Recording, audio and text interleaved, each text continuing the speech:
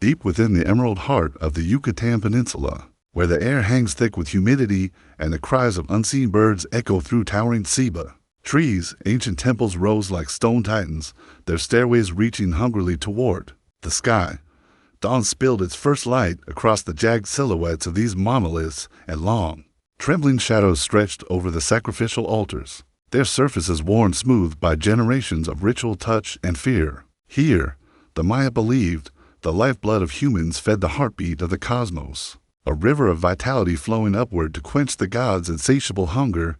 The priests, garbed in feathers and jade, moved with deliberate grace, carrying obsidian, blades that gleamed like captured lightning, instruments of sacred terror. Victims were chosen with solemn care, nobles offered their own kin, captives were paraded through plazas, eyes wide with a fragile mixture of dread and honor. The steps of the temple were both stage and threshold, where mortal flesh met divine expectation.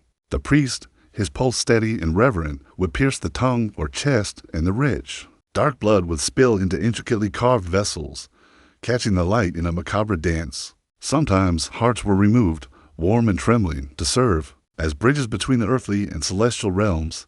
Every incision, every drop of blood, was both act of devotion and instrument of fear. Archaeologists who wander the ruins today find the faint mineralized traces of these rites, whispers of a world where devotion demanded the ultimate surrender. Yet the calculus behind the rituals, the reasoning that turned mercy into torment, remains. Veiled in obscurity, one can only imagine the pounding of ceremonial drums, the cadence of chants threading through the thick jungle air, and the silent understanding that the gods' favor came at the cost of human life. The air itself seems to hold its breath, as if the stones remember the terror and ecstasy that once stained their steps. In the quiet aftermath, amid the crumbling temples and tangled roots, it is impossible not to sense the lingering presence of those rituals.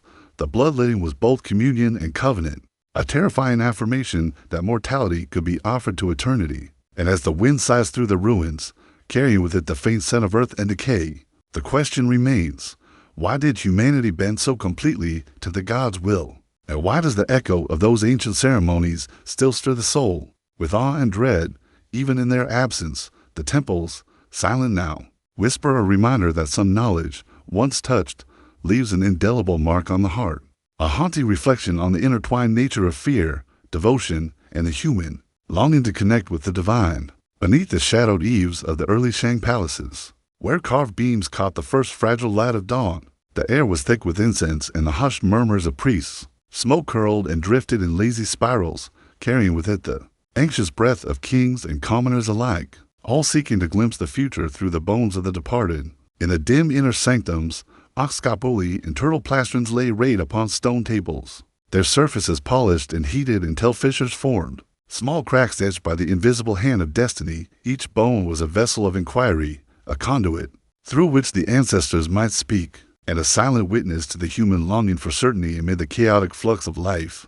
Questions were inscribed meticulously, each stroke deliberate, each character imbued with the tremor of hope and fear. Would the crops flourish? Would the armies triumph?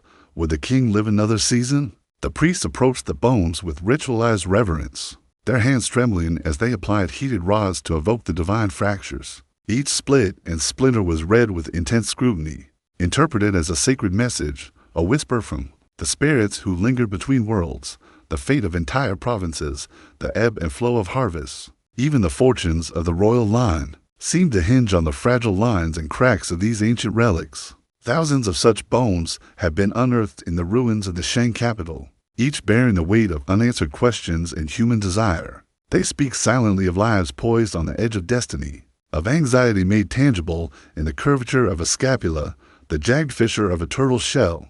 What words might the gods have offered in response? Was their counsel precise, terrifyingly accurate, or merely the projection of human fear and longing? The exact mechanics remain veiled, leaving modern scholars suspended between awe, speculation, and an almost tangible unease. Yet the bones themselves retain a spectral echo, a faint pulse of devotion, uncertainty, and reverence. One can imagine the flickering lanterns, the low chanting of priests, the tense stillness of courtiers awaiting the pronouncement that might decide the fate of a dynasty. The ritual, intimate and terrifying, served as both comfort and torment, a communion with the unseen, a fragile grasp at understanding forces beyond mortal reach. As the wind whispers through the archaeological remains today, it carries a quiet reminder of the human need to touch eternity, to seek counsel from the dead, and the eternal dance of fear, hope, and the unknown etched forever into the fragile bones of the past. In the shadowed fields of Eleusis, where the hills roll like dark waves beneath the twilight sky, stone statues stand sentinel, their features weathered by centuries, yet their gaze still piercing through the mists. Here, the ancient Greeks celebrated the Eleusinian mysteries, a sacred rite shrouded in secrecy, where mortal souls sought communion with the divine, and the veil between life and death seemed to thin. At the first breath of dawn, torches were lit, their flickering flames casting elongated shadows upon the cold stones, and the pilgrims approached in reverent silence, their hearts quickened by anticipation, awe, and fear. Initiates, cloaked in garments dyed with the deep reds and blues of ritual significance, descended into dim halls, their senses consumed by the scent of burning barley, the echo of whispered chants, and the rhythmic pounding of ceremonial drums. The rites honored Demeter and her daughter Persephone, the goddess who traversed the boundary between the living and the dead, and the ritual mirrored this journey, symbolic deaths, initiatory rebirths, and transformations that could not be spoken aloud. The kaiken, a humble barley-based potion, was imbibed in silence, its effects rumored to dissolve the boundaries of perception, bending the mind toward the ineffable, opening doorways to mysteries otherwise forbidden. What exactly was revealed to those who descended into the sanctum remains lost to time. Scholars uncover fragments, fleeting mentions of sacred objects, cryptic symbols, and the hallowed silence that shrouded all discussion of the rites. The fear and ecstasy, the awe and trembling devotion of those initiates remain invisible, yet palpable across the centuries. One can imagine the flicker of torchlight illuminating faces stricken by wonder, the subtle tremor of hands over carved ritual implements, the unspoken understanding that some knowledge is the sacred, the potent, to be voiced. The participants emerged into the daylight transformed, carrying within them the weight of secrets beyond mortal understanding, their gaze haunted by glimpses of the divine. The mysteries were a bridge, a liminal passage where humanity touched eternity, and yet the path itself was invisible to those who remained outside. Today, Eleusis is silent, the hills mist-wrapped and still, but the memory of the ceremonies clings to the air. One can hear the faint cadence of footsteps, the whispered chorus of voices long gone, and the persistent question, what did they see? What did they feel? The Eleusinian mysteries endure as a testament to humanity's yearning to glimpse the sacred, a shadowy echo of reverence, fear, and transformation that survives even in the absence of its original voices, along the sun-bleached rivers that wound through the arid expanse of ancient Persia. A punishment existed so cruel that it blurred the line between ritual and execution, a spectacle where suffering became both spectacle and sacrament. The condemned were laid within narrow boats, their bodies trapped between wooden frames, their limbs bound yet exposed to the relentless sun, while servants anointed them with thick layers of milk and honey.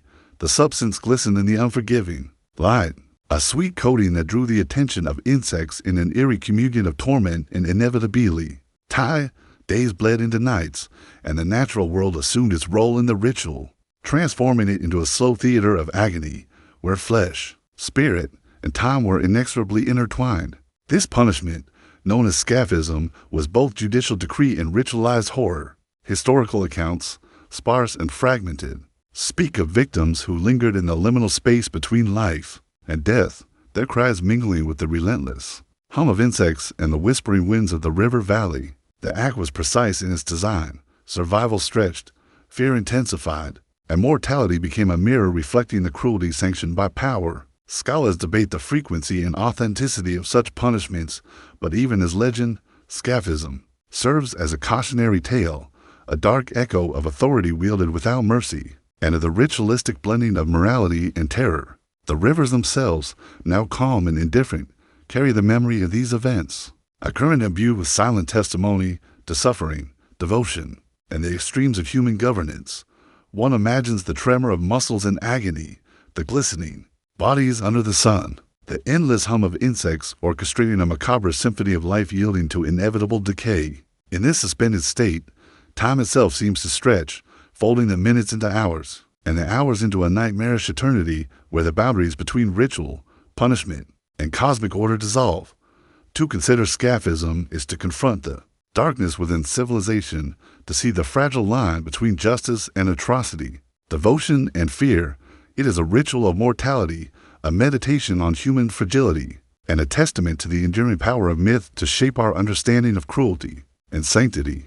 As one stands on the river bank, the wind carrying the faint whisper of forgotten suffering, the mind lingers on the haunting image, the slow surrender of life to both human hands, and the inexorable laws of nature, a solemn reflection on the chilling intimacy of ancient ritual and the enduring shadow it casts across the centuries. High in the terraced Andes, where mist curls between stone fortresses and the wind whispers across jagged peaks, the wary civilization thrived, their cities etched into mountainsides as if carved from the bones of the earth itself.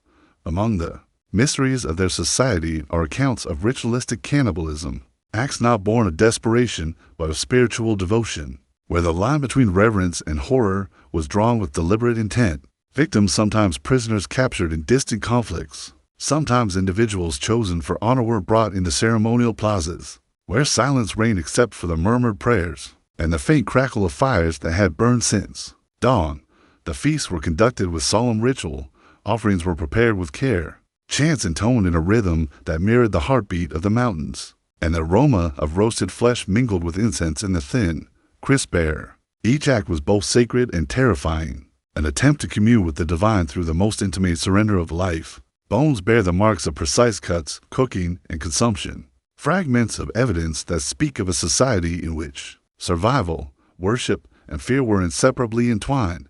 The act was a passage, a covenant of mortality laid bare, a bridge between the human and the sacred. Archaeologists who uncover these remnants are met with traces of fires, ceremonial implements, and human remains, fragments that whisper of devotion and dread. The motivations, deeply embedded in spiritual belief, remain largely opaque, leaving modern minds suspended in a mix of fascination and horror. One can imagine the shadows of wary priests moving among the pyres, hands steady, eyes focused on unseen deities, their chants a murmur threading through the chill mountain air, while those chosen offered their existence in silent submission. In the quiet aftermath, long after the ceremonies concluded, the mountain winds carried the faint echo of chants, the rhythm of footsteps across stone, the intangible scent of devotion and sacrifice. These rituals leave a lingering impression of humanity's willingness to surrender to belief, to transform terror into sacred communion, and to weave mortality into the fabric of spirituality. In the solitude of the Andes, one can almost sense the faint pulse of the past, a haunting reminder that devotion, fear, and mortality were inseparably entwined, and that some acts of faith, no matter how horrifying, endure as echoes across centuries, challenging our understanding of the sacred and the terrifying. On the rugged, sun-scorched coastlines of ancient Carthage, where the Mediterranean waves licked the cliffs, and the salt-laden wind carried whispers of commerce and conquest, the most sacred rites demanded the ultimate offering, the life of a child.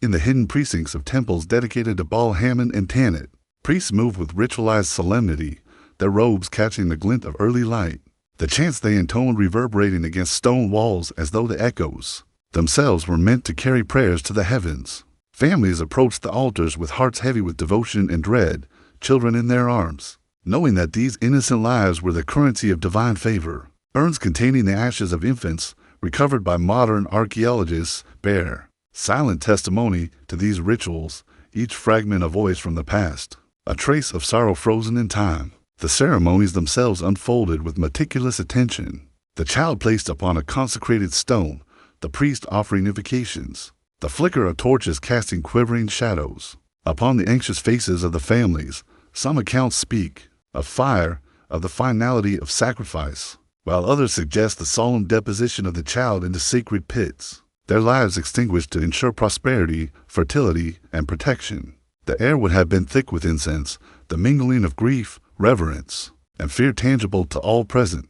What compelled such acts remains partially obscured by time, the calculus of faith, the desperate hope for divine intervention, or the deep-rooted societal pressure to appease gods whose favor was essential to survival. Yet the silent urns speak more eloquently than any written record. The tiny bones, delicate and precise, convey the weight of human devotion twisted into horror, a profound reflection on the extremities to which belief can stretch.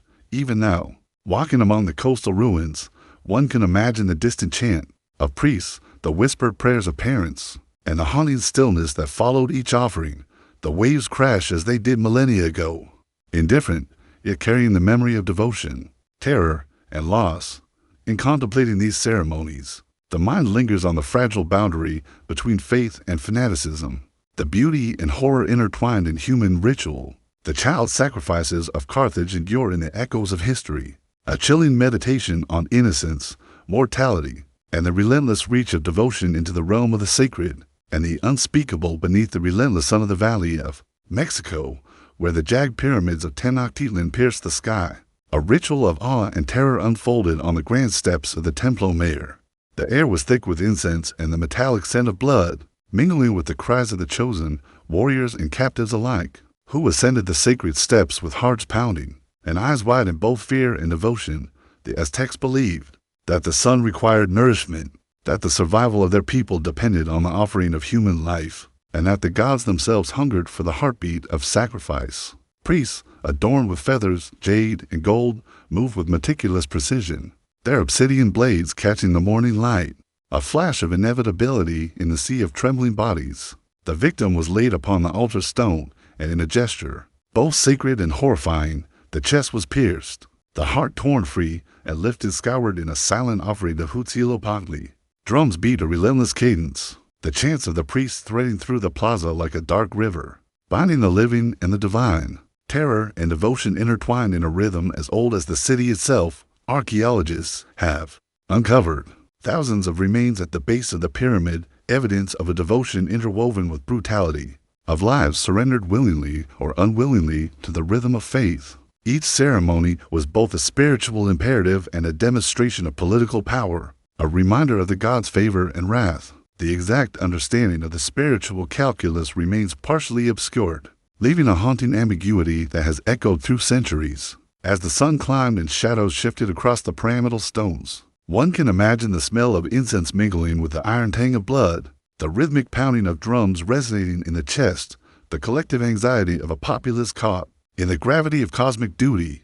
The ritual was theater, devotion, and terror. It was life acknowledging the necessity of death, the mortal offering to the eternal. In the quiet aftermath, long after the ceremonies ended, the stones of Templo Mayor remain silent yet speak of human surrender, of the delicate balance between fear, faith, and survival. The whispers of ancient chants seem to linger in the air, the memory of the ceremonies etched into the mountains, the pyramids, and the collective consciousness of a civilization. To contemplate the Aztec sacrifices is to touch the edge of human devotion, to feel the profound weight of mortality and the haunting echo of a ritual in which life was both currency and offering, feeding the eternal flame of the sun and the memory of a people forever intertwined with their gods. High upon the slopes of sacred Mount Parnassus, where the air is thin and scented with herbs and the whisper of pine, the sanctuary of Delphi rose like a bridge between earth and sky. In this place of shadow and stone, the Pythia, the oracle, inhaled the hidden vapors that seeped from the depths of the earth. Her senses bending toward the divine, pilgrims approached in quiet awe, their hearts heavy with expectation, questions trembling on their lips of war, of harvests, of fates. Yet unwritten, the sanctuary was both haven and crucible, a space where mortal anxiety collided with the enigmatic voice of the gods. Inside the temple, the Pythia sat upon a tripod, her body swaying as if carried by unseen currents. Lips murmuring sounds that were both human and otherworldly, priests stood near, interpreting each utterance, translating cryptic phrases into guidance for kings and citizens alike. The ritual was delicate, precise, and terrifying in its intimacy. The line between mortal understanding and divine mystery was razor thin. Every pause, every stammer, carried weight, for the gods' favor or wrath hung upon comprehension and obedience. The process was as enigmatic as it was sacred. The intoxicating chitin, or the inhaled fumes, induced visions that blurred reality, distorting the senses, opening pathways to what the ancients understood as prophecy. Thousands of pilgrims came seeking answers, their anxieties and desires inscribed upon the fissures of human hope, mediated by the trembling voice of the Pythia. Each oracle left a mark on history, influencing decisions of kings, the outcomes of wars, and the fortunes of entire cities. Yet, despite the surviving inscriptions and fragments, the precise mechanism of this communion with the divine remained shrouded in mystery, a spectral space where history, belief, and myth entwine. One can imagine the flickering lamplight on carved stones, the hushed rustle of robes, the palpable tension of expectation and fear. As the Pythia's words twisted like smoke through the hall, the air was thick with incense, charged with hope, dread, and awe, and each supplicant left with a heart both heavy and exhilarated, burdened by the weight of secret knowledge, forever altered by a brush with forces beyond comprehension. Today, the ruins of Delphi stand silent, wine-swept and empty, yet they pulse faintly with the echoes of centuries of devotion, anxiety, and wonder. The whispers of the Pythia linger, a haunting testament to humanity's insatiable desire to pierce the veil of the unknown, to seek guidance from the divine, and to touch however fleetingly the eternal mysteries that reside just beyond the reach of mortal understanding.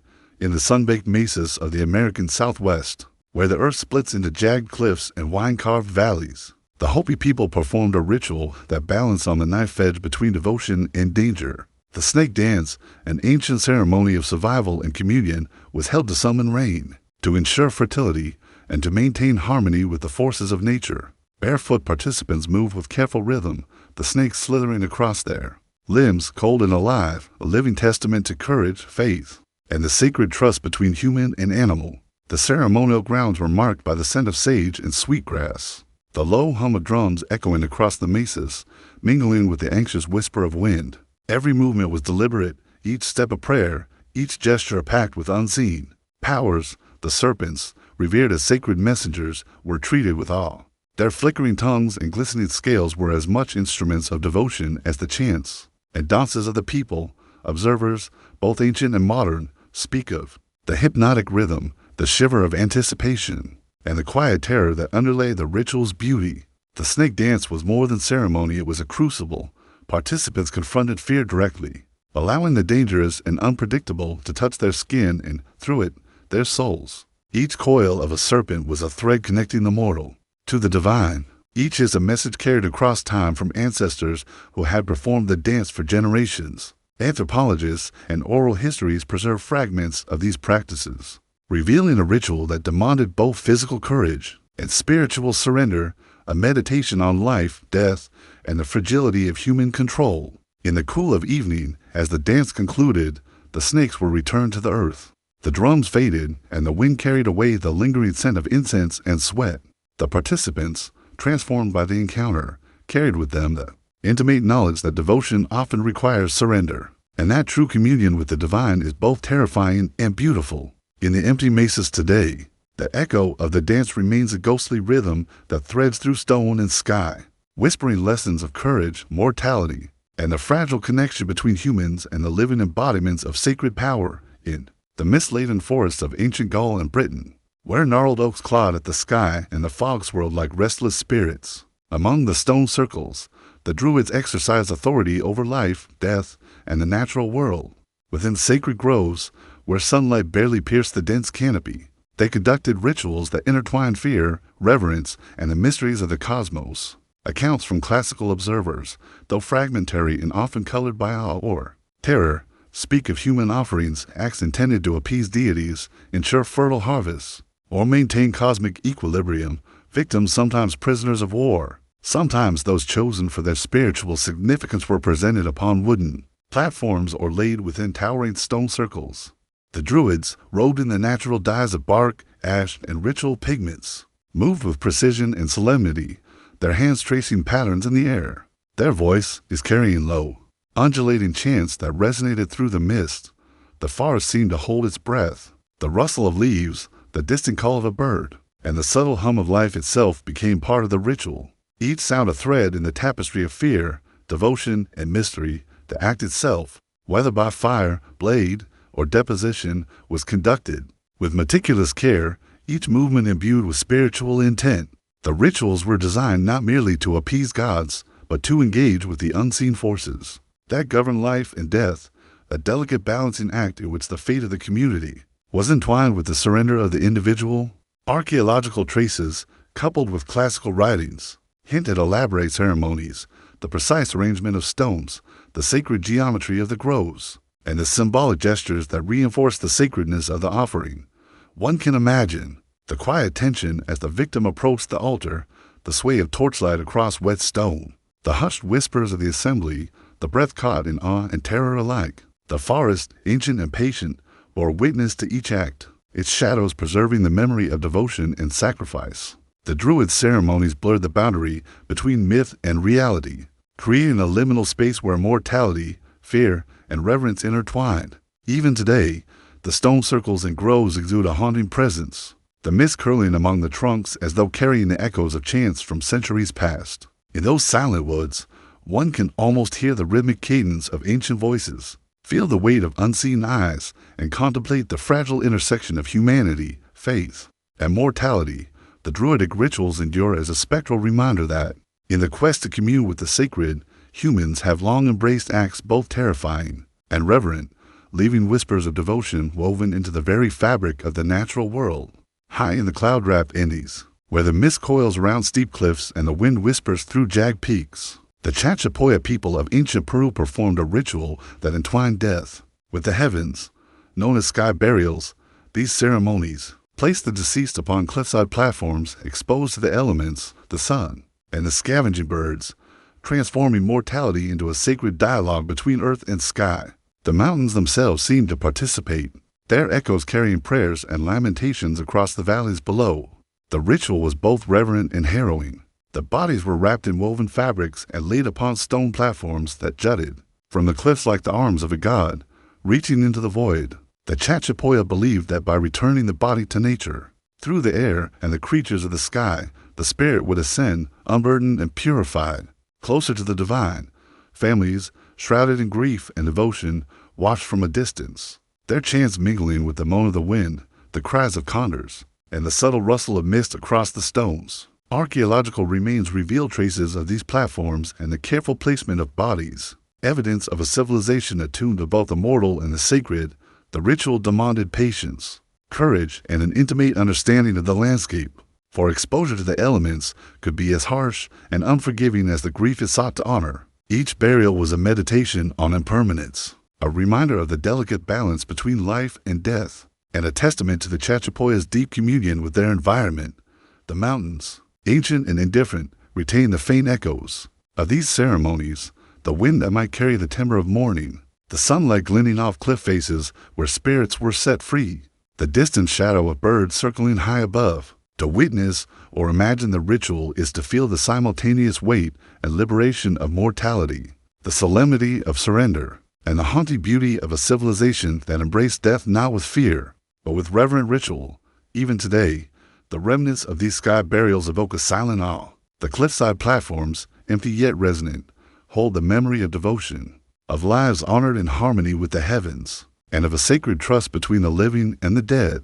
The Chachapoya sky burials endure as an ethereal testament to humanity's desire to elevate mortality into the realm of the divine, a ritual where grief, courage, and reverence are inseparable, and where death is both a passage and a sacred act of cosmic alignment. Along the arid coasts and river valleys of northern Peru, the Moqui civilization thrived amid sun-bleached adobe pyramids and fertile floodplains. Their artistry and engineering were unmatched, yet beneath their architectural marvels lay rituals of a haunting intensity, acts where devotion intertwined with the terror of mortality. The Moqui performed blood rites, ceremonies in which the offering of life itself was believed to nourish gods, ensure bountiful harvests, and maintain cosmic equilibrium. Victims were often warriors, captives, or individuals chosen for their symbolic significance, brought before ceremonial altars carved from stone or wood, adorned with intricate motifs of serpents, jaguars, and the divine beings that govern life and death. Priests, painted in red and ochre, moved with ritualized precision, their hands steady as they wielded knives of obsidian, their chants resonating across the plazas in a rhythm that bound the living, the dead, and the divine. Each act was both terrifying and sacred, a testament to the Moqui belief that blood was the ultimate bridge between mortal and immortal realms. Archaeological evidence uncovers remains bearing precise incisions, sacrificial implements, and ceremonial paraphernalia, each fragment whispering stories of devotion, fear, and human surrender. The rituals unfolded in silence, punctuated by the collective heartbeat of the community, the rhythmic striking of drums, and the solemn movements of priests who directed the ceremonial flow. The blood rites were not mere spectacles, they were acts of cosmic negotiation, delicate balances struck between human fragility and the capricious demands of gods. whose favor was both sought and feared. The desert winds carry the faint echo of these ceremonies even now, the hiss of chanting, the subtle gleam of sunlight on ceremonial blades, the muted murmur of supplicants, all mingling into a rhythm as ancient as the sands themselves. Observing or imagining the rites is to confront the raw intersection of mortality, devotion, and fear, to understand how a civilization sought to commune with forces beyond comprehension, offering the ultimate sacrifice in return for celestial favor. In the present, the ruins of the Moki stand silent yet powerful, their adobe walls preserving the memory of these blood rites. The rituals endure not only as historical accounts, but as ghostly echoes in the imagination, haunting reminders of the extremes of devotion and the profound ways humanity has sought to bridge the mortal and the divine. To contemplate the blood rites of the Moki is to touch a dark, sacred rhythm of life and death, to feel the fragile tension of faith, and to witness a civilization's intimate negotiation with mortality itself. High among the jagged peaks of Tibet, where the air is thin and cold and the mountains rise like silent sentinels against the endless sky, the ritual of sky burial was practiced with solemn reverence. In these sacred spaces, life and deep, age intersected, where the vastness of the heavens and the human body, after life's passage, became a vessel for the divine cycle. The ritual, at once terrifying and beautiful, was an act of surrender, a release of the mortal self to the embrace of nature and the sky. The deceased, wrapped carefully in cloth, were carried to exposed cliffside platforms, often at the edge of monasteries or high ridges. Family members and monks approached with hearts heavy yet devoted, their prayers drifting with the wind, merging with the distant murmur of the mountains. The ritual was precise. The body would be laid out, and vultures, considered sacred messengers, would partake in the offering, consuming flesh in a process seen as liberation and purification. Each movement of the ceremony, from the wrapping of the body to the gentle invocation of chants, was imbued with spiritual intent, a solemn dialogue between human fragility and eternal forces. Observers speak of the wind carrying a mixture of grief and transcendence, of the haunting silhouette of birds circling high above, and the faint echo of ritual chants weaving through the cliffs. The act of giving one's physical form to the sky was a meditation on impermanence, a tangible acknowledgement that life is fleeting, and yet in surrender there is communion. The ritual challenged human instinct to cling to the corporeal, replacing fear with reverence and grief with acceptance of the cosmic order. Archaeological and ethnographic studies provide insight into the ceremonial framework, but the emotional and spiritual weight of the practice is felt only in contemplation. The high-altitude terraces, the cliff edges, and the distant cries of the sacred birds together compose a landscape where mortality and devotion are inseparable. The ritual's power lies in its silence, its slow unfolding, and its capacity to connect the living with both ancestors and the heavens. Today, in the stillness of the Tibetan mountains, the echoes of sky burials endure. The wind sweeps across the ridges, carrying whispers of devotion and surrender, of lives elevated into the endless blue. Contemplating this ritual is to feel the delicate balance of human mortality, the quiet majesty of natural cycles, and the haunting beauty of a civilization that dared to release the body to the sky, turning death itself into an intimate, sacred dialogue with the infinite. In the deep red earth and sandstone cliffs of Mali, where the Niger River winds like a silver thread through the soul, the Dogon people practiced rituals that bridged the mortal and the cosmic. Among the most sacred was the Mask of the Ancestors, an intricate ceremonial dance that honored the spirits of those who had passed into the realm beyond. The dancers, adorned with masks carved from wood and painted with pigments drawn from the land, became conduits, their movements channeling the silent voices of ancestors whose wisdom and power shaped the living world. The ritual unfolded in the village plazas, where the rising dust mingled with incense and the flickering glow of torches. Elders directed the ceremony with a solemn cadence, instructing the young in steps that had been passed down through generations, their voices low, measured, and resonant with reverence. The masks themselves, often depicting animals, celestial bodies, or abstract ancestral spirits, carried sacred symbolism, representing not only the departed, but also the mysteries of the universe and the cosmic order that guided Dogon life.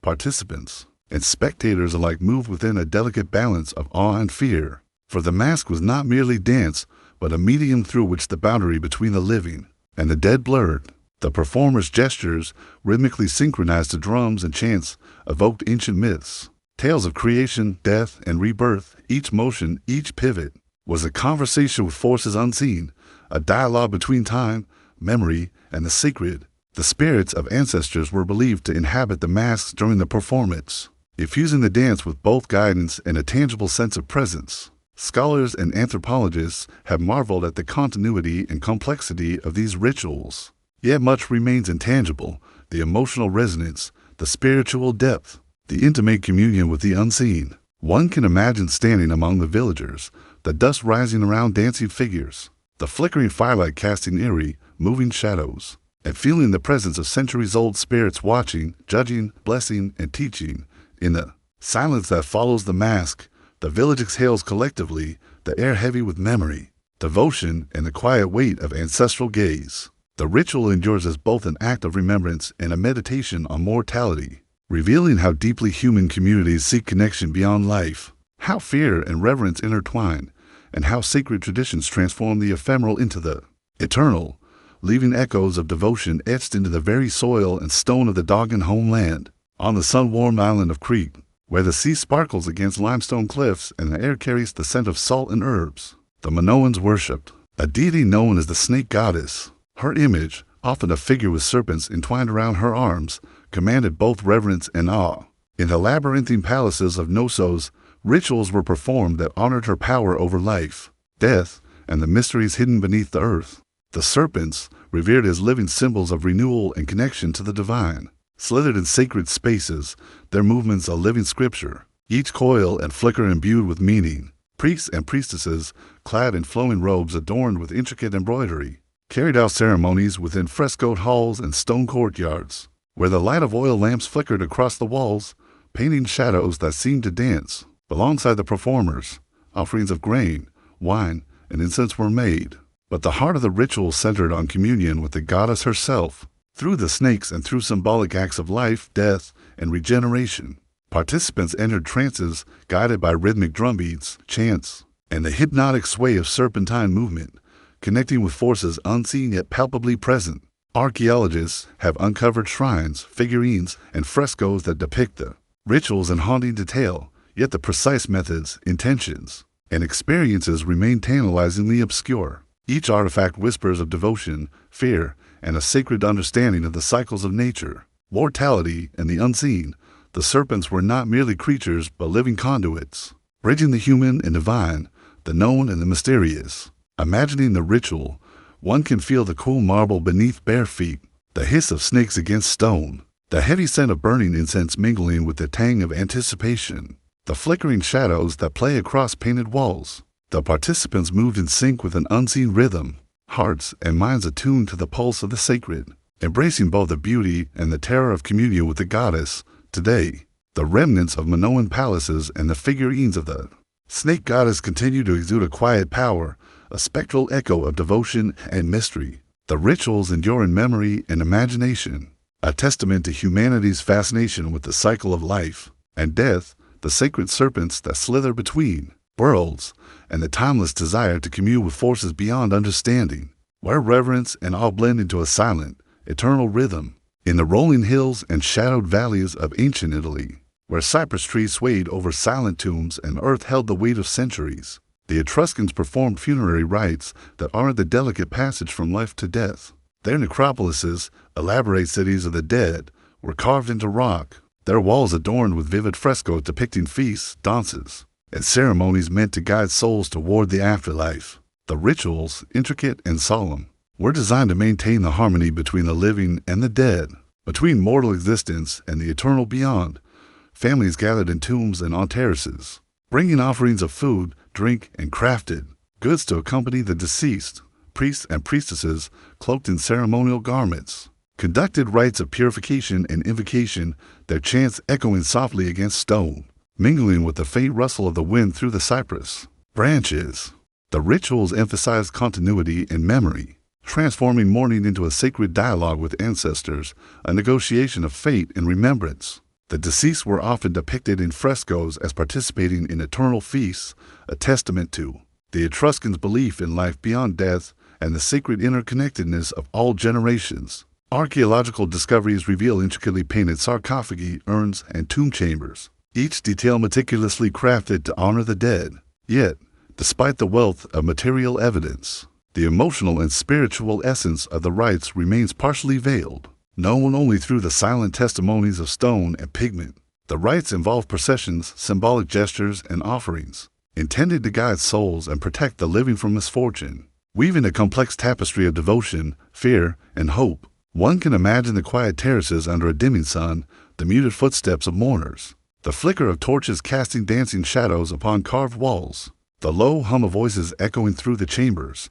The air is thick with incense and the scent of oil, the weight of grief tempered by reverence and ritual precision. Every act, every gesture, carries a resonance that transcends the mortal plane, a meditation on the fragility of life and the enduring bond between the living and the dead.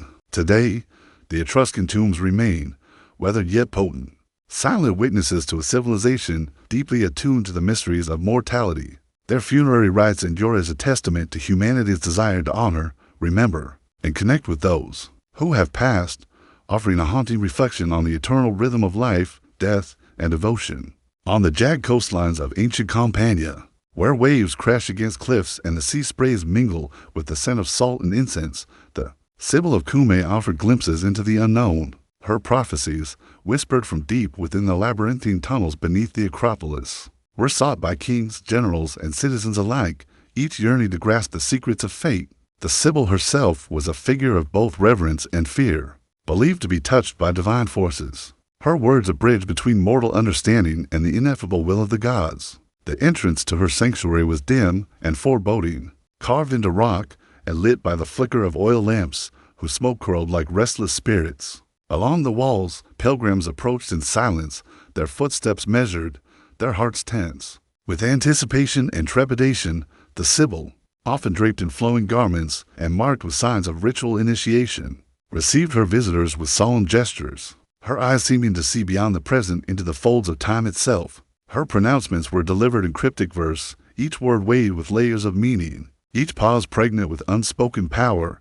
Legends tell of kings trembling as she spoke, of generals altering the course of battles based on her riddling, guidance, and of those who ignored her words facing untimely misfortune. The prophecy was not simply a message, but a ritual, a negotiation with destiny itself, in which the human supplicant confronted uncertainty, mortality, and the hidden patterns of the universe. Archaeological remains of her sanctuary hint at the sacred geometry of the space, the altars and inscriptions that framed the experience. Yet the emotional resonance, the fear and awe felt by those who entered, remain preserved only in the imagination. One can picture the low hum of chanting in the cavern, the echo of dripping water against stone, the flicker of torchlight revealing carved reliefs of divine figures, the tension coiling as the Sibyl spoke in enigmatic tones. Each prophecy was a thread in the tapestry of destiny, each listener suspended between hope and dread, seeking guidance from a voice that was at once mortal and eternal. Today, the tunnels of Cumae lie in shadow, the wind sighing through their passages, a silent witness to centuries of devotion and fear. The oracles endure as a haunting reminder of humanity's endless desire to pierce the veil of the unknown, to seek communion with forces unseen, and to confront the fragile, fleeting nature of mortal life, all within the sacred and timeless rhythm of prophecy.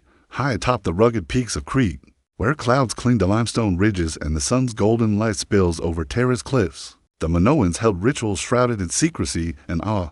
These peak sanctuaries, perched at the edge of the earth and sky, served as conduits between the mortal world and divine realms. Within their sacred precincts, priests and priestesses performed rites that intertwined fear, reverence, and cosmic devotion, enacting ceremonies that sought favor from the gods, protection for communities, and guidance for crops and harvests. The sanctuaries were open to the elements, their stone altars weathered by wind, rain, and the relentless sun. Participants approached barefoot, carrying offerings of grain, fruit, or small crafted figures, their voices hushed yet resonant with the weight of devotion. Priests in ceremonial robes traced complex patterns across the altars, scattering incense and pouring libations in gestures that echoed ancient symbolism. The rituals were timed with celestial events, solstices, equinoxes, and lunar cycles, aligning human action with the rhythm of the cosmos. Archaeological remains of these peak sanctuaries reveal traces of altars, offering pits, and figurines depicting deities, animals, and symbolic motifs. Yet the precise meaning of each act, The prayers whispered into the wind, and the trance-like states induced in participants remain elusive, leaving a haunting ambiguity. The ceremonies were as much about the unseen and spiritual as they were about tangible offerings, a meditation on the harmony between human devotion and divine oversight. One can imagine the chill of early morning mist rising from the valleys below, the scent of burning herbs drifting over the cliff, the distant cry of birds circling the peaks, and the subtle vibrations of drums and chants resonating in the thin air. Participants moved in rhythm with unseen forces, eyes lifted toward the heavens, hearts bound to the sacred pulse of nature and deity. The isolation of the peaks intensified the spiritual experience, a communion both humbling and terrifying. Today, the remnants of the Minoan Peak sanctuaries stand silent, yet their stones echo with memory. The wind through the altars, the shadow of clouds on the cliff, and the faint imprint of human devotion preserve a sacred rhythm. The rites endure as a testament to humanity's eternal yearning to connect with the divine, to bridge the earth and sky, and to transform fear, awe, and devotion into an intimate dialogue with forces beyond comprehension. In the golden expanse of the Egyptian desert, where the Nile's life-giving waters carved through sun-scorched sands, the temple of Ammon rose as a bastion of divine authority and sacred mystery. Its massive columns, etched with hieroglyphs, cast elongated shadows over the temple courts, while incense and the murmur of chants filled the air with a tangible sense of the otherworldly. Here, oracular rituals were performed, bridging mortal supplication and divine will, where the line between priest, prophet, and deity blurred in solemn ceremony. The priests of Ammon, draped in white linen and adorned with ceremonial headdresses, orchestrated rites that invoked the god's presence, seeking guidance on matters of kingship, harvests, and celestial events. The temple's inner sanctum, accessible only to the highest-ranking officiants, held sacred objects in hidden chambers whose significance was known to few. Supplicants approached with measured reverence, their voices hushed, hearts weighed by expectation. As the priests interpreted omens, spoke divine counsel, and engaged in rituals meant to align human intention with cosmic order, the oracular ceremonies were elaborate. Offerings of grain, wine, and sacred oils were made. Chants recited in measured cadence, and the priests performed gestures that echoed the movement of stars and the passage of the sun across the sky.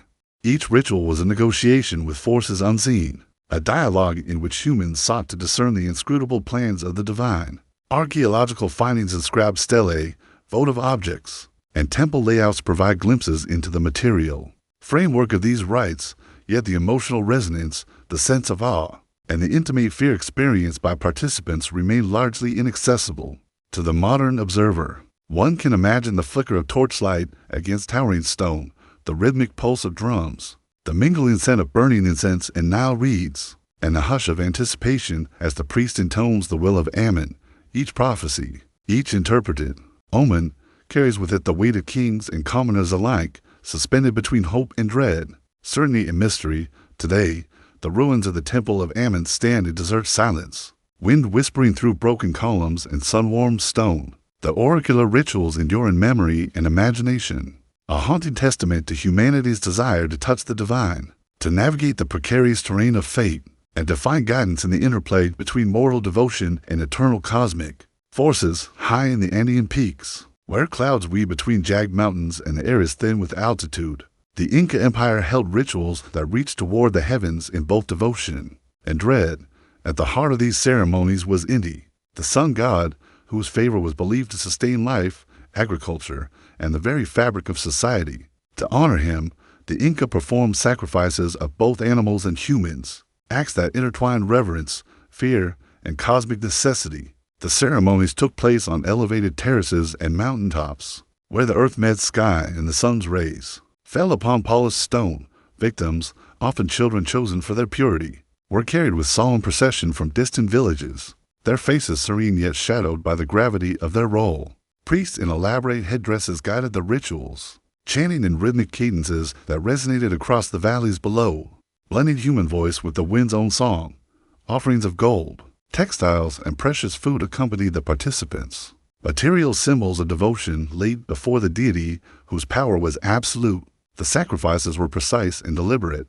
Victims were adorned with ceremonial garb, sometimes intoxicated or rendered calm, and laid upon stone platforms, their presence a bridge between mortal devotion and divine will. Archaeological evidence, from frozen remains atop Indian peaks to ceremonial tools, attests to the intensity and solemnity of these rites. The rituals were as much about cosmic alignment as they were about social cohesion, reminding all of the fragility of life and the inescapable reach of the divine. One can envision the thin mountain air vibrating with chants, the flicker of ceremonial fires, the weight of silence punctuated by measured drumming, the sun glinting off gold ornaments, and the still faces of those chosen to unite earth and sky through ultimate sacrifice.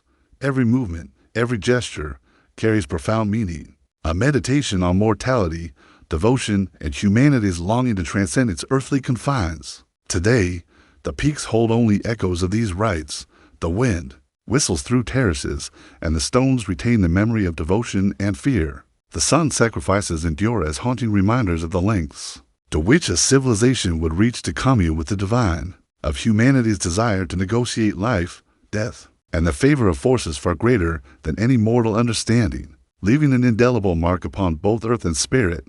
In the fertile plains near Eleusis, where the golden fields of barley swayed beneath an endless sky, the ancient Greeks gathered to perform the Eleusinian mysteries, rites so sacred they were whispered only to initiates. These ceremonies, shrouded in secrecy and cloaked in ritual, were designed to honor Demeter, goddess of the harvest, and Persephone, whose descent and return from the underworld symbolized the eternal cycle of life and death. The mysteries promised profound revelation, yet the exact nature of what was revealed remains forever veiled, a haunting testament to the power of secrecy and devotion. Initiates, cloaked and barefoot, followed solemn processions from the town to the Telesterion, the hall where the sacred rites took place.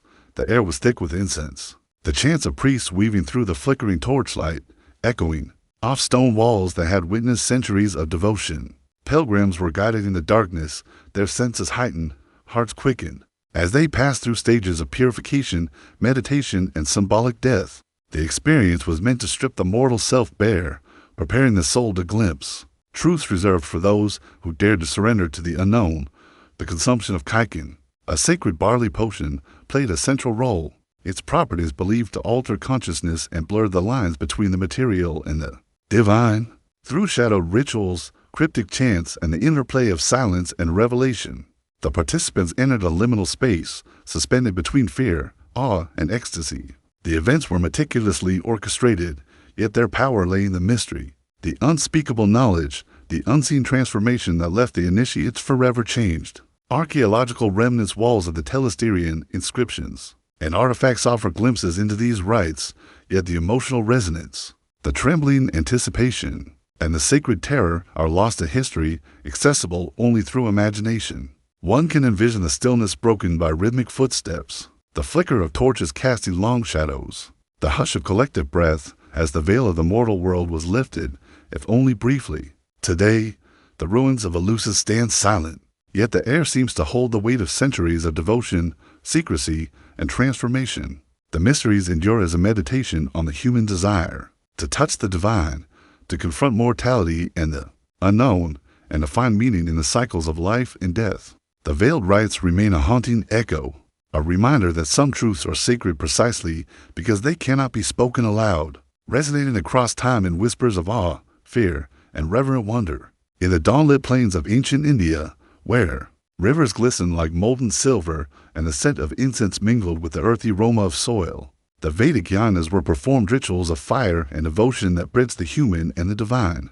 Priests, clad in sacred threads and flowing garments, circled blazing altars, offering ghee, grains, and the symbolic essence of life itself into the flames, each gesture precise and imbued with cosmic significance. The fire was both medium and messenger, carrying prayers to the gods, consuming offerings, and illuminating the interwoven tapestry of mortal duty and spiritual obligation. The yanas were elaborate, conducted for kings, communities, and the land itself, aiming to maintain harmony between the earthly and the celestial.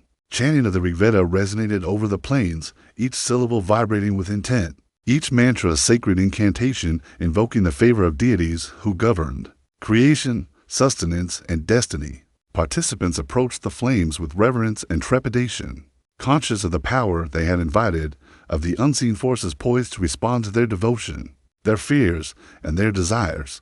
Some yanas involved symbolic or actual animal Offerings, acts that tested the boundaries between mortality and transcendence, life and sacrifice. Archaeological and textual evidence reveals precise altars, fire pits, and ceremonial implements. Yet the emotional resonance, the awe, the fear, the trembling submission of those present remains ephemeral, preserved only in imagination and oral tradition. The rituals were as much about internal transformation as outward action, a reflection on the fragility of life and the sacred dance between humans and the divine. One can envision the rising sun catching the smoke from the sacred fire, the rhythmic chanting filling the air, the scent of ghee and incense heavy upon the senses, the solemn gestures of priests tracing arcs of devotion above the flames, each movement, each offering, a delicate negotiation with forces beyond human comprehension, a prayer, a warning, and a promise all at once. Today, the plains still whisper with the echoes of ancient yainas. The memory of fire, devotion, and sacrifice lingers, reminding humanity of the eternal desire to commune with the divine, to align mortal existence with cosmic order, and to surrender, if only for a moment, to forces larger than oneself. The fire endures as a symbol of purification, transformation, and the haunting beauty of devotion intertwined with awe, fear, and reverence. As the wheel of the year turned toward the edge of darkness, the ancient Celts gathered under the pale glow of the autumn moon to perform the rites of Samhain. In forests heavy with mist and on hills shrouded in shadow, they celebrated the thinning veil between the worlds of the living and the dead, where ancestors might return and spirits of unknown origin might roam. The air was dense with the scent of burning reeds and the sharp tang of smoke, curling around stone circles and sacred groves that had witnessed generations of devotion and fear. Priests, draped in animal hides and ceremonial garb, guided the community through rituals designed to honor the dead, appease wandering spirits, and protect the living from unseen forces. Fires were kindled atop hills, their flickering tongues illuminating carved stones and offering pits, their warmth a fragile shield against the chill of night and the uncertainties of the other world. Chants, long and low, resonated across valleys, carrying both a plea and a warning to powers beyond sight. Offerings of food, crafted effigies, and wine were laid on altars or buried beneath the soil, gestures meant to sustain the spirits and secure their favor. Some rites involved divination, where the pattern of flames, the flight of birds, or the shape of smoke foretold the fortunes of the coming year. The Samhain ceremonies were as much a confrontation with mortality as a celebration, moments of suspended breath, where the living peered into the unknown and trembled with both reverence and fear. One can imagine the cold night air, the whisper of leaves in the wind, the dancing shadows of firelight across ancient stones, the hush of anticipation as villagers awaited signs and omens. The moon, full and luminous, cast its silver glow over the participants, enhancing the sense of mystery and the fragile boundary between life and death. Every gesture, every chant, every flicker of the flame carried the weight of centuries, of human longing to commune with forces unseen. Today, the remnants of Samhain endure in folklore and ritual echoes, the stones still whispering to the wind, the night still alive with memory. The moonlit rites remind humanity of the delicate balance between the known and the unknowable, between reverence and fear, and of our eternal yearning to touch the threshold of the unseen, to honor the dead, and to find meaning in the haunting cycle of life and mortality beneath the towering stone structures of Eleusis, where the wind whispers through olive groves and barley fields. The shadowed initiations of the Eleusinian mysteries unfolded in secrecy and awe. Cloaked figures moved silently, their footsteps echoing across the polished floors of the Telesterion, the sacred hall where mortal and divine converged.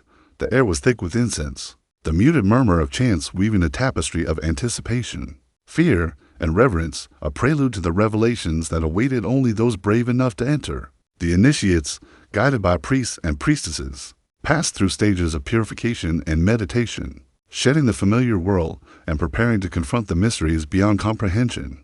Torches flickered against stone walls adorned with enigmatic symbols, casting shadows that seemed to dance with unseen presences. The rituals involved symbolic deaths and rebirths, journeys into darkness meant to awaken understanding of life, death, and the cyclical nature of existence. Each step was precise, each gesture charged with sacred meaning, yet the ultimate truths remained obscured, reserved for those who surrendered entirely to the rite.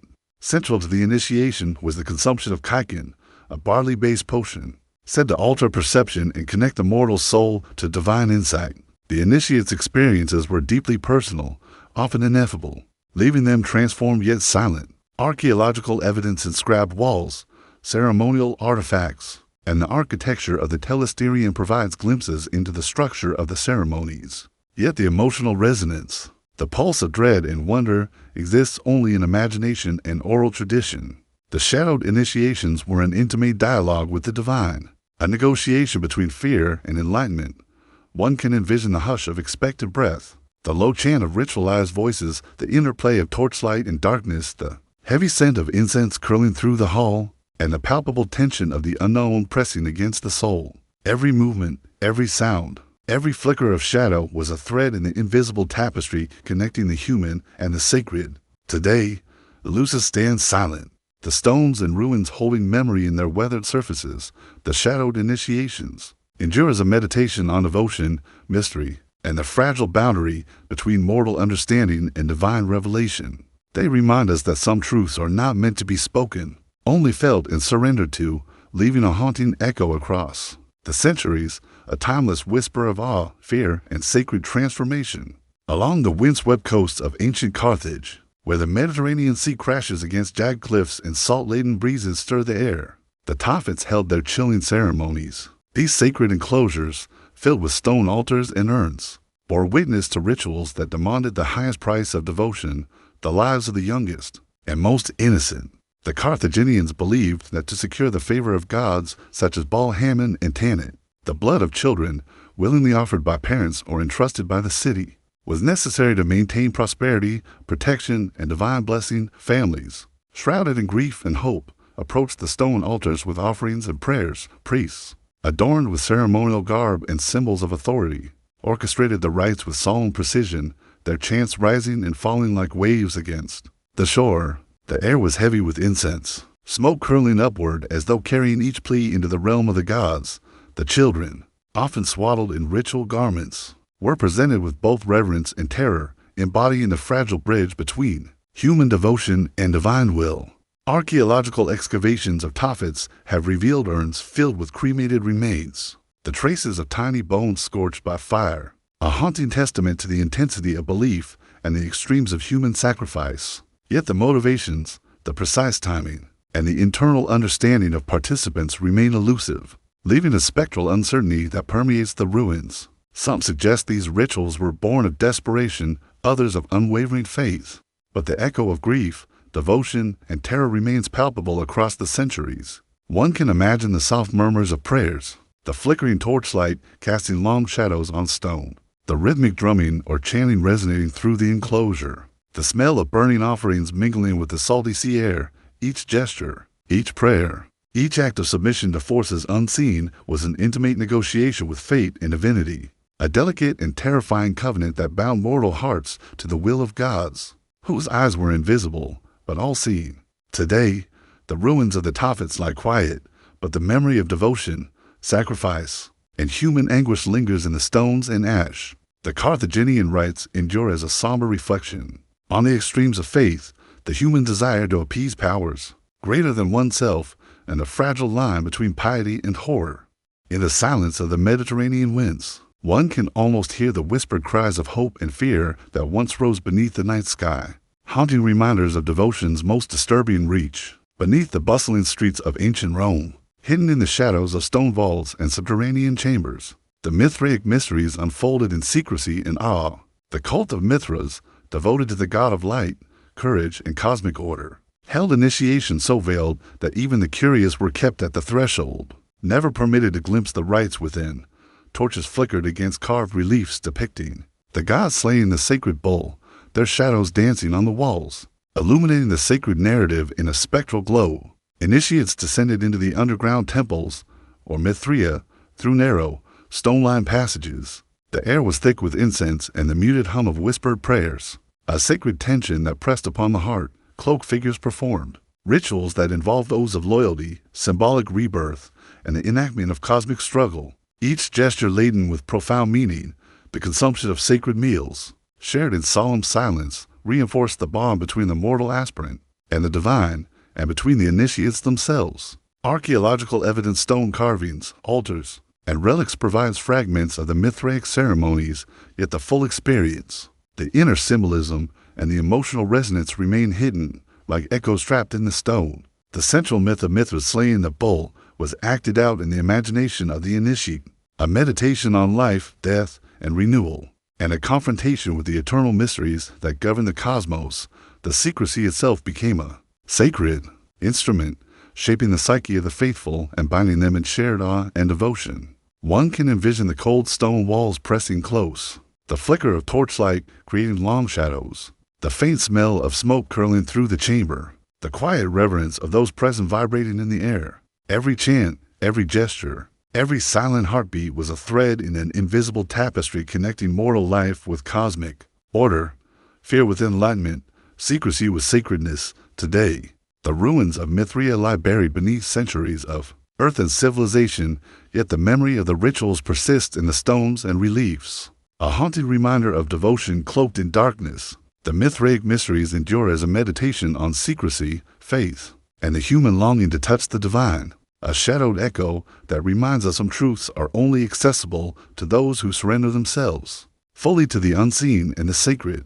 High atop the snow-capped peaks of the Andes, where the wind cuts sharp and the air is thin, the Incas performed the sacred Capac Cocha, a ritual of devotion and terror conducted beneath the cold gaze of the moon. Children, chosen for their purity and beauty, were carried in solemn procession to high-altitude shrines, where the sky seemed to touch the earth and the god's presence was palpable. The mountains themselves were witnesses, silent sentinels to a ritual that entwined life, death, and divine favor. Priests, draped in ceremonial garments embroidered with gold and vibrant feathers, guided the sacred rites. Offerings of food, cloth, and precious metals were laid at stone altars, each object infused with prayers and hope. The children, serene, yet trembling in anticipation, became the ultimate bridge between the mortal and divine realms. Their sacrifice believed to appease Ini, the sun god, and other deities responsible for fertility, rainfall, and cosmic balance. The ritual was meticulously choreographed, a delicate interplay between reverence, fear, and celestial observance. Archaeologists have unearthed frozen mummies atop Indian peaks, their bodies preserved by the cold, revealing the haunting reality of these ceremonies. Traces of ceremonial dress, offerings, and symbolic gestures speak to a culture where devotion demanded the ultimate surrender. The participants, both living and those offered, were bound in a shared, solemn acknowledgement of mortality, the fragility of existence, and the weight of divine expectation. One can imagine the soft whisper of wind across high ridges, the flicker of torchlight against jagged stones, the muffled chants of priests blending with the distant sound of falling snow, and the palpable tension of life suspended at the edge of death. Each movement, each gesture, each prayer was a delicate negotiation with fate, a meditation on mortality and the delicate balance of cosmic order. Today, the mountain peaks lie silent, snow blanketing the sacred sites, yet the memory of Capac Cocha endures, preserved in mummified remains and ancient stone altars. The ritual serves as a haunting reflection on devotion, the human desire to commune with the divine, and the extremes of faith, a reminder that some acts of piety leave an eternal mark on both earth and spirit, whispered across centuries by wind, stone, and silence. In the rolling hills of ancient Etruria, where the mist curls around olive groves and stone tombs rise from the earth like sleeping giants, the dead were honored and feared in equal measure. The Etruscans,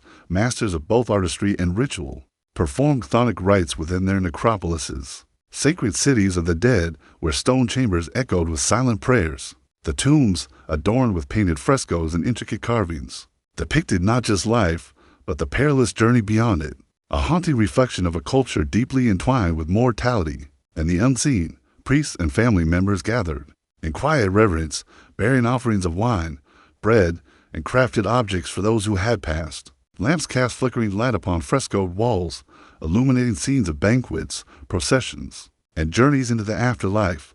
The air was heavy with incense and the subtle odor of earth, a tangible reminder that life and death were bound together. In eternal cycles, chthonic invocations were spoken in low tones, honoring deities of the underworld who governed fate, judgment, and the passage of souls. The rites were precise, a choreography of devotion and fear, designed to secure favor and protection for both the living and the departed. Sacrificial offerings, sometimes including small animals, were made to ensure that spirits did not wander in anger or confusion. Archaeological findings urns, frescoes, and ceremonial implements reveal fragments of these sacred acts, yet the emotional resonance, the tremor of awe, and the silent contemplation of mortality remain inaccessible, preserved only in imagination and the memory of the earth. One can picture the hush of expectant participants, the glint of flickering lamps on painted stone, the murmur of prayers blending with the wind through narrow tomb passages, and the weight of ancestral presence pressing softly upon the living. Every gesture, every spoken word, every incense smoke curling toward the carved ceiling was a link between the realms of the living and the dead, a negotiation of reverence, fear, and devotion. Today, the necropolises stand quiet, their chambers sealed, yet the echoes of chthonic rites linger. They endure as a meditation on mortality, faith, and humanity's desire to honor and appease forces beyond comprehension. The rituals remind us that death, far from being an end, was a sacred threshold, and that the living, in their devotion and awe, could touch the eternal. How did the deepening twilight of Tenochtitlan, when the sky was painted in bruised purples and reds, the Aztec Tlaxochamaco unfolded a ritual of flowers, death, and shadow. Unlike the grand sacrifices to Huitzilopochtli, Tlaxochamaco was quieter, more intimate, yet no less profound. Priests moved among the population, selecting those who would serve as offerings not for blood alone, but for spiritual renewal, binding the living and the dead in a delicate, terrifying harmony. The plazas, usually alive with commerce and song, fell silent, transformed into a sacred stage where the sacred and the mortal converged beneath the setting sun. Participants, cloaked in symbolic garments of feathers, obsidian, and dye, approached the altars with hearts pounding in reverent fear. Offerings of maize, cacao, and precious ornaments adorned the stone platforms, each object imbued with intent, each gesture an acknowledgement of the gods' omnipresence. The sacrifices, sometimes animals, sometimes humans, were framed not as punishment but as a bridge between worlds, ensuring the continuation of cycles of harvest, of time, of divine favor. Every step, every chant, every motion of hands and eyes followed a meticulous choreography, a sacred dance at once terrifying and luminous, archaeological evidence. From altars to ceremonial objects, hints at the profound care and terror invested in these rituals. Yet the inner experience, the trembling of the soul, the awe mingled with dread, the subtle recognition of mortality remains beyond reach, preserved only in imagination. The Tlaxochamaco was both a gift and a question. What does humanity owe to forces unseen, and what cost is required to maintain cosmic harmony? One can imagine the soft rustle of ceremonial garments, the whisper of winds through the stone structures, the flicker of torchlight across offerings and faces, the scent of burning herbs and incense rising like smoke into the dusk sky. Each breath, each glance, each unspoken prayer was a thread in the tapestry connecting mortal fear with divine expectation. Today, Tenochtitlan lies beneath the modern city, yet the echoes of shadowed sacrifices linger in the earth, in the memory of stone, and in the whispered chants of history. The Tlaxochamaco endures as a meditation on devotion, mortality, and humanity's eternal negotiation with the unseen, a haunting reminder that some rituals touch the soul with awe and fear, leaving traces of reverence across the centuries. Weaver briefly in whispers of smoke, stone, and memory.